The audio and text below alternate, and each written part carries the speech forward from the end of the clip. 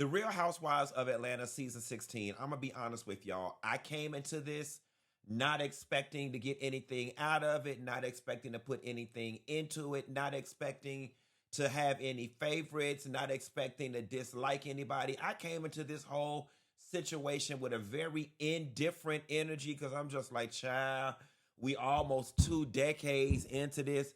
What is these girls over here finna do and show us that we ain't did or seen already? And I must say, they did a relatively decent job in shaking things up and giving us a brand new show. Want to talk about it?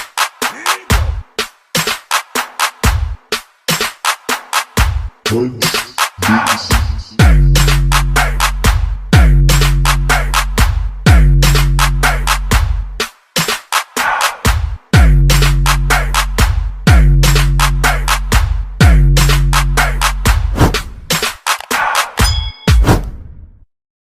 So I'm going to just go ahead and get into it without a whole bunch of pomp and circumstances.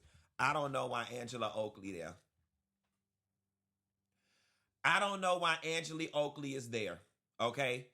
That lady ain't did nothing to me. I think that that lady is fabulous. I think that she looks amazing. I think that she is age appropriate for when it comes to somebody who should be married to the likes of Charles Oakley.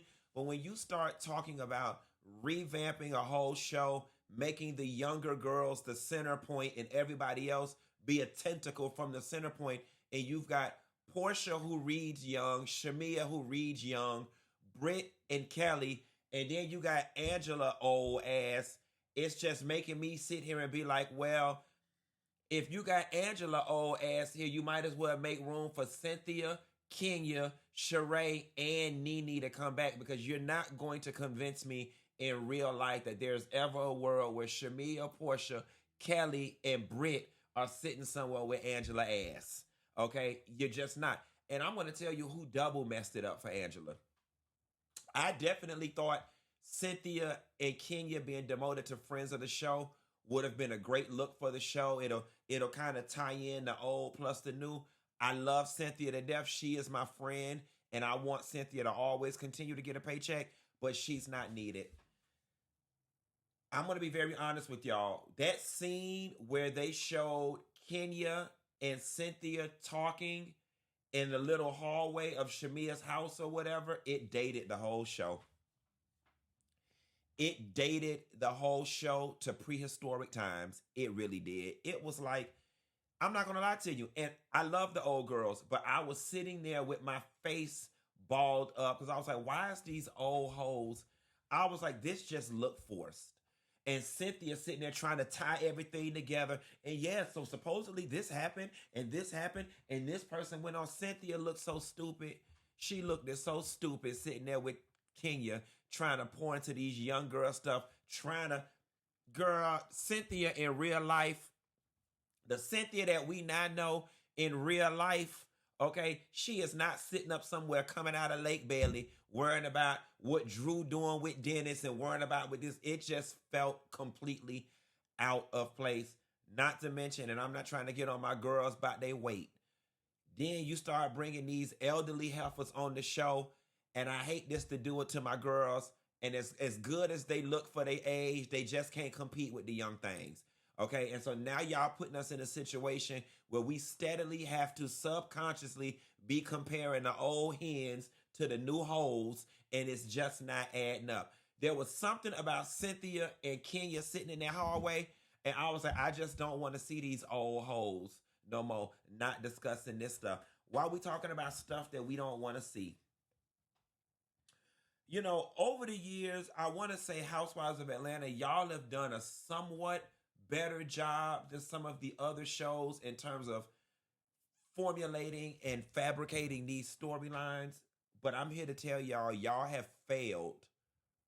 Y'all have failed already. If y'all think one time y'all are finna take us from episode 1 to the reunion, and Drew's storyline is going to be she was going and working on music and stuff with Dennis, and the friction is going to be Portia and Drew got friction because she was working with Dennis, then y'all might as well just go ahead and give us 4 episodes and then give us the reunion.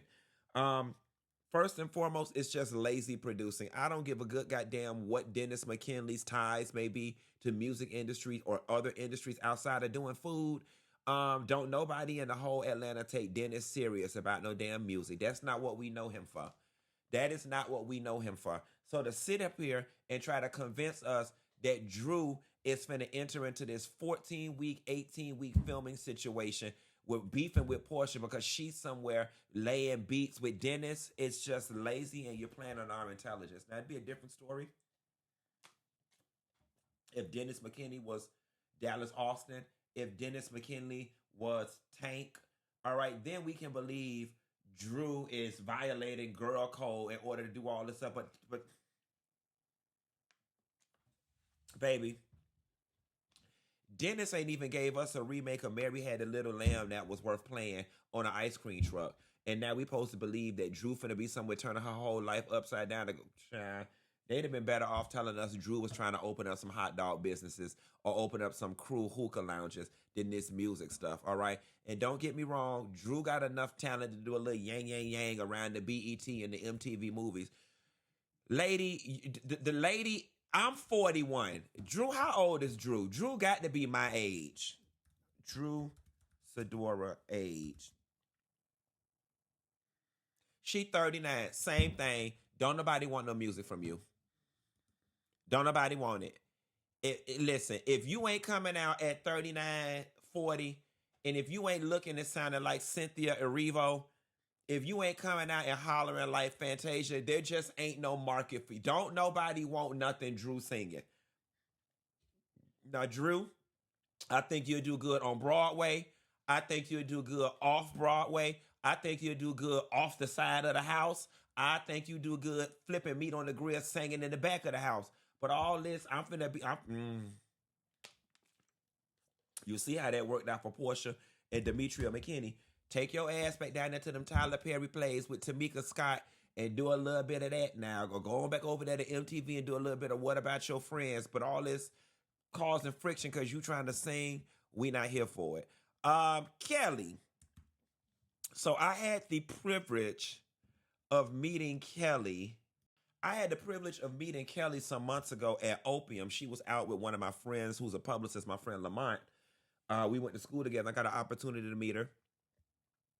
Based on my first interaction with Kelly, I thought she was nice, pretty girl. She was very polite. She was very personable. She was very giggly. On the surface, seemed like a good time. Only met her that one time or whatever. And I will say, I definitely like what she brings to the show to a degree. I love the fact that we're getting to see the woman entrepreneur thing. We don't know all the ins and outs of the business. I'm hoping that we don't get to the end of the episodes and come to find out it's her business mixed with the husband business and the husband trying to take her business. I hope it's not none of that. One thing that I loved about Kelly, something that I loved and something that I didn't like. One thing that I loved about Kelly is that they showed her living in her townhome. And y'all know I am all for somebody who's being practical. I thought that was very practical of her, especially considering the fact that she's got 4 girls and going through a divorce. You can't tell people how to spend their money, and you can't tell people how they should gift their children. But the 17 purses, because the daughter turned 17, that was just a bit much for me. That was just a bit much for me. And then this is where I always have to stop and I have to ask myself, when we say things like that's too much, I think sometimes we reach down in our bag of where we grew up and where we came from, and we try to retrofit the financial situation that we grew up in on these kids. Oh, they didn't need that much. Child, when I was coming up, we had XYZ, and them kids would be just fine. And I don't give enough allowance for the fact that we live in a new world, and I'm trying to be as generous as possible with this and say maybe buying somebody 17 purses on their 17th birthday, maybe that is the hope and the dream of the slave. I don't know. It just feels a little uncomfortable for me. It feels a little vain and material to me. It also feels like in the real world, Kelly probably wouldn't have done that, and that's what she had to do in order to make for a good scene for the show. Like I've heard a lot of people interview for these shows, even some of my friends who are on the shows, and some of the things that they ask people, they ask them about their bags and where they eat and how they shop and how they go out. And the show is all supposed to be about opulence and the luxury lifestyle and whatnot. So I guess, but buying a young girl that many pocketbooks like that. And I'm going to tell you why it was just a little off putting to me. Because then it just makes me wonder, what setting do you have your daughter in, right? And I asked that question because does this help her life or hurt her life? Now, if your daughter is going to private school, the same private school with the likes of the Ivanka Trumps and the Kardashian children and the old Atlanta money children, and she goes to one of those schools where everybody's got a Range Rover in the car and everybody wears designer stuff, then so be it. She fits in. But it just makes me side eye you a little bit. Like,